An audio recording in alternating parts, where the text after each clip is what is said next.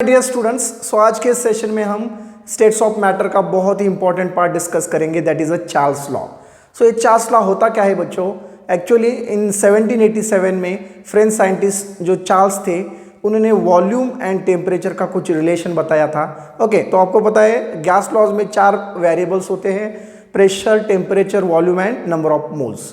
तो जनरली क्या किया जाता है, किसी भी गैस लॉ में एक दो वेरिएबल को कांस्टेंट रखा जाता है और रिमेनिंग जो दो वेरिएबल्स है उसका रिलेशन देखा जाता है। तो चार्ल्स ने भी ऐसा ही किया। उन्होंने क्या किया, वॉल्यूम एंड टेम्परेचर का रिलेशन देखा, इसमें pressure and number of moles constant रखे। तो बहुत सिंपल एक्सपेरिमेंट है चार्ल्स लॉ का। सो हम बहुत सारे एग्जाम्पल इसमें डिस्कस करेंगे जो आप डे टू डे लाइफ में देखते हैं और ये बहुत इंपॉर्टेंट लॉ है। ओके, सो पूरे डिटेल्स में हम जानेंगे चार्ल्स लॉ होता क्या है। ओके बच्चों, तो जनरली चार्ल्स लॉ में क्या होता है, जनरली वॉल्यूम जो होता है, volume is directly proportional to the temperature. Okay, volume is directly proportional to what? Temperature. इसमें pressure and number of moles क्या होता है, कांस्टेंट किया जाता है इसमें। Okay, P and N remain constant. So means volume is directly proportional to the temperature. इसका मतलब क्या होता है, जैसे ही हम टेम्परेचर को बढ़ाते हैं तो वॉल्यूम इंक्रीज होता है और टेम्परेचर को अगर हम घटाते हैं तो वॉल्यूम भी घट जाता है। So means volume is directly proportional to T. Okay, so ये बहुत ही इंपॉर्टेंट लॉ है, तो हम समझेंगे बहुत ही सिंपल एग्जाम्पल से। सपोज बच्चों आपने एक सिलेंडर लिया है यहाँ पे।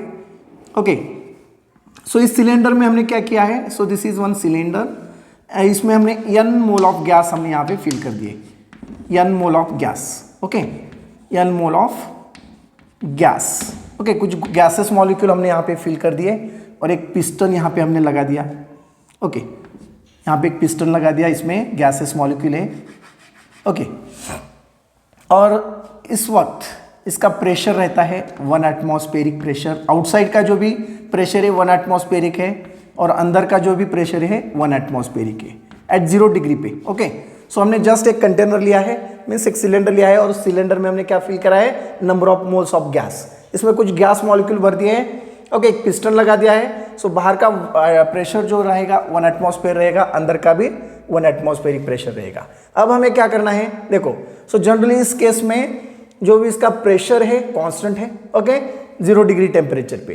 तो हमने यहाँ पे क्या बताया है कि volume is directly proportional to the temperature. जैसे ही टेम्परेचर बढ़ेगा तो क्या होगा, वॉल्यूम भी बढ़ेगा, लेकिन इसमें प्रेशर कांस्टेंट रखना है हमें। ओके, तो अभी देखो सिंपल सा है, अगर इसी कंटेनर को अभी मैं नीचे ले लेता हूँ डायग्राम को। ओके, सो सेम कंटेनर है, ये जो हमने पिस्टन यहाँ पे लगाया था, इसमें गैस मॉलिक्यूल भरे थे। जैसे ही हम इसको हीट करेंगे अभी, ओके, सो ये आपका पिस्टन है और यहाँ पे गैसेस मॉलिक्यूल है। जैसे ही हम इसको क्या करेंगे, हीट करेंगे, तो क्या होगा जनरली इसमें, सो जैसे ही हम इसको हीट कर देंगे तो दूसरे कंटेनर में देख लेते क्या होगा।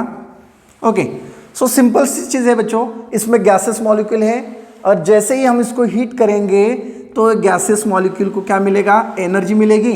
यस, सो आपको पता है गैसेस मॉलिक्यूल्स को एनर्जी मिलने से क्या होगा, इसमें प्रेशर क्रिएट होगा और जैसे ही इसमें प्रेशर क्रिएट होगा इस गैसेस मॉलिक्यूल रैंडमली मूव होना स्टार्ट करेंगे।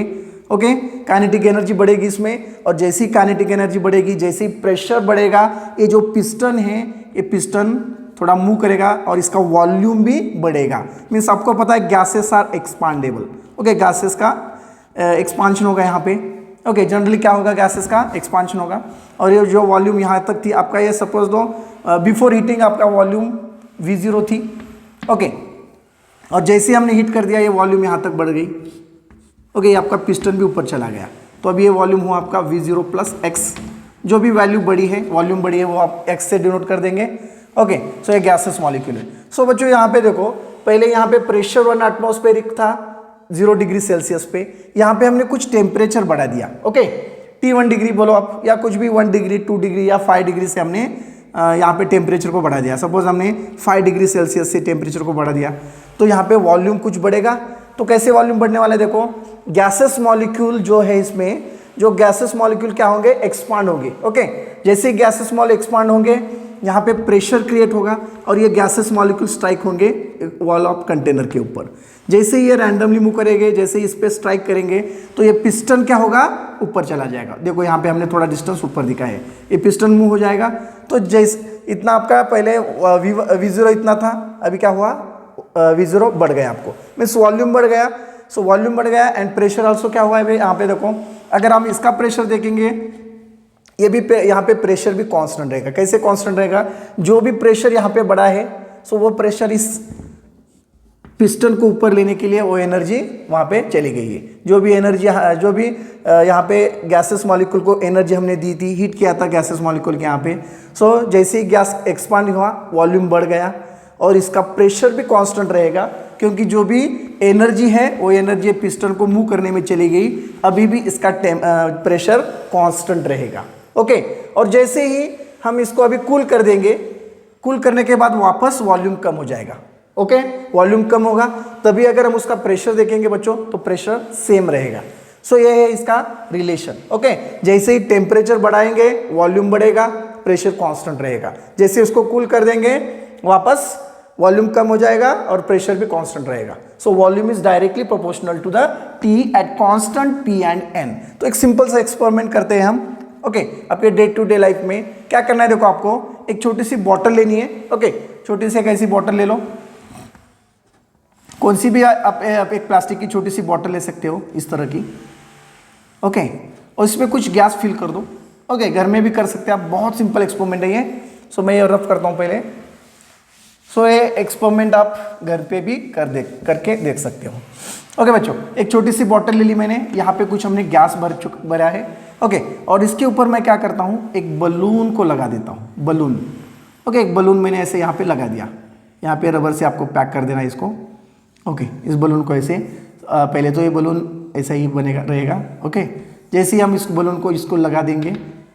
ओके, उसके बाद इस बॉटल को हमें क्या करना है, एक हॉट वाटर लेना है, एक हॉट वाटर बाथ में इसको रख देना है, या ये पानी आपको गर्म करके लेना है, उस पानी में हमको इस बॉटल को रख देना है। सो जैसे ही आप बॉटल हॉट वाटर में रखेंगे, सो इस गैसेस मॉलिक्यूल क्या होगा, ये एक्सपांड होंगे। सो इसका प्रेशर बढ़ेगा। जैसे ही प्रेशर बढ़ेगा, ये जो बलून है तुम्हारा, ये बलून ऐसे फूगेगा। देखो ऐसे बलून की साइज बढ़ने लगेगी। ओके, जैसे टेम्परेचर बढ़ा, वॉल्यूम बढ़ गया। ओके, वापस तुम क्या करो, अभी ऐसे बढ़ गया। इस सेम बॉटल को तुम अभी क्या करना है, तुम्हें सेम बॉटल को लेना है, वापस एक कोल्ड वाटर में रख देना है। सो वापस एक कोल्ड वाटर ले लो। ये बलून तुम्हारा ऐसे फूगा था, पूरा यहाँ तक हुआ था ऐसे बलून। और जैसे ही तुम इसको कोल्ड वाटर में रखोगे तो वापस क्या होगा, ये कूल हो जाएगा, वॉल्यूम कम हो जाएगा, तो तुम्हारा बलून वापस कैसा होगा, देखो। ओके, प्रेशर कम हो जाएगा। जैसे ही इसको तुम कूल कर दिया, ये बलून वापस एज इट इज़ पहले जैसे होगा यहाँ पे। सो ये सिंपल डेमो है बच्चों, आप घर पे भी कर सकते हो। एक छोटी सी बॉटल लेना है और उसमें कुछ गैस फिल करना है। जैसे ही नेचुरल आप ऑक्सीजन गैस ऐसे भर दो। ओके, और उसमें एक बलून लगा दो ऊपर से, और बलून लगा के आपको क्या करना है, हॉट वाटर में इसको रख देना है। ओके, हॉट वाटर आपको पहले गर्म करके लेना है पानी, और उसमें इसको ऐसे रख देना है। रखने के बाद क्या होगा, देखो जैसे ही हम पानी गर्म करेंगे तो क्या होगा, गर्म पानी से ये बलून, इसमें का जो गैस है वो गैस एक्सपांड होगा और ये बलून ऐसे बड़ा फूगेगा। ओके, और जैसे ही हम उस बॉटल को कोल्ड वाटर में रख देंगे, ये वापस इसका शेप चेंज हो जाएगा। देखो। Okay, so like this is a Charles law, very simple Charles law है। समझ में आ रहा है आपको? सो चार्ल्स लॉ का एक बेस्ट एग्जाम्पल है। इससे हमें इजीली समझ जाएगा कि volume is directly proportional to temperature. Now clear students? So this is very very simple. अभी हम इसे देखेंगे, V is directly proportional to, means कैसे लिखेंगे, V इज इक्वल टू, अभी क्या आएगा यहाँ पे, proportionality constant K T। Okay, K is what, constant. हमें ये प्रोपोर्शनलिटी साइन यहाँ से हटा दिया हमने, और वापस मैंने यहाँ पे क्या लिख दिया, KT। सो हम क्या करेंगे, VT is equal to K, that is a constant. Okay, by applying Charles law. अभी हमें चार्ल्स लॉ इसको अप्लाई करना है। क्या लेंगे, देखो V1 is initial volume. Okay, and then T1, V1 T1 is equal to V2 T2। Okay, ये बहुत ही इंपॉर्टेंट इक्वेशन है। V1 T1 is equal to V2 T2। समझ में आ रहा है? सो चार्ल्स लॉ क्या बोलता है generally, volume is directly proportional to temperature at constant pressure and number of moles. Okay, जैसे ही वॉल्यूम को हम बढ़ाएंगे तो क्या होगा, टेम्परेचर को बढ़ाएंगे वॉल्यूम भी बढ़ेगा, और टेम्परेचर को कम करेंगे तो वॉल्यूम अगेन कम हो जाएगा। So volume is directly proportional to the temperature at constant P and N। Okay, so generally बच्चों ये चार्ल्स लॉ देखो हम जनरली कहाँ पे यूज करते हैं, इसका सिग्निफिकेंस क्या है। सो इन हॉट एयर बलून में स्पोर्ट्स में इसका इस्तेमाल किया जाता है। इवन मेट्रोलॉजिकल ऑपरेशन में भी चार्ल्स लॉ अप्लाई होता है। अभी मैंने एक जनरल एग्जांपल आपको दिया बलून का, बॉटल हमने ली थी, बॉटल में आपने एयर भरी और उस पर ऊपर बलून लगाया, और आप हॉट वाटर में बलून को, उस बॉटल को रखेंगे तो बलून में ऐसे एयर फूगेगा, वो बलून क्या होगा, बड़ा हो जाएगा। सो अगर वापस उसको हम कोल्ड वाटर में रखेंगे वापस बलून छोटा हो जाएगा। So that is a best example of Charles law. So अभी इसका कुछ हम ग्राफ देखने वाले हैं, graphical representation of Charles law. तो ये समझ में आ रहा है बच्चों, प्रेशर क्या होता है इसमें, रिमेन कांस्टेंट होता है वॉल्यूम एंड टेम्परेचर के रिलेशन के ऊपर, P and N constant. Okay, इसका कुछ ग्राफ देखेंगे, ग्राफिकल रिप्रेजेंटेशन देखने वाले हैं, ग्राफिकल रिप्रेजेंटेशन। सो ये बहुत इंपॉर्टेंट ग्राफ है बच्चों, बहुत बार एग्जाम में पूछे जाते हैं। ओके, चार्ल्स लॉ का ये जो ग्राफ है इसको आइसोबार कहते हैं, आइसोबार। सो जिसमें प्रेशर हमेशा के लिए कांस्टेंट होता है। और ये जो ग्राफ है बच्चों हम किस, so we can draw the graph volume versus temperature, volume versus temperature. Okay, volume versus हमने टेम्परेचर का एक ग्राफ प्लॉट कर दिया, यहाँ पे हम टेम्परेचर लिख देंगे -300। ओके, उसके बाद यहाँ पे -200। ओके, उसके बाद यहाँ पे -100। ओके, यहाँ पे 0 और यहाँ पे वापस 100। सो यहाँ पे माइनस, यहाँ पे प्लस आ जाएगा, 0 यहाँ से स्टार्ट रहेगा। ओके, और ये टेम्परेचर्स की वैल्यू ऑफ वॉल्यूम। ओके, तो इसमें जनरली क्या होगा देखो, सो आपका जनरली ग्राफ यहाँ से स्टार्ट जब होगा तो like this will get a graph।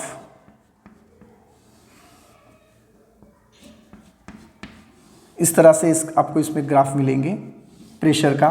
ये आपका P1 है बच्चों, ये आपका P2 है, ये P3 है और ये P4 है। Okay, so volume versus temperature का ग्राफ अगर आप बनाओगे तो इस तरह से ग्राफ आपको मिलेगा। सो इसमें P1 is smaller than P2 is smaller than P3 smaller than P4। तो सबसे बड़ी वैल्यू किसमें है इसकी, P4 की। So this one. Okay, so इस ग्राफ में क्या है, जनरली प्रेशर कांस्टेंट है, वॉल्यूम वर्सेस टेम्परेचर हमने ग्राफ बनाया है इस पे। So volume is directly proportional to temperature, so pressure इसमें कांस्टेंट रहता है। So such kind of graph you can say is isobar graph. So बहुत बार इसमें एग्जाम में पूछे जाते हैं। ओके, आइसोबारिक ग्राफ इसको कहते हैं। So this is a graphical representation of Charles law. Okay बच्चों, so take a screenshot. We'll discuss the next law in next video. Take a screenshot and write down.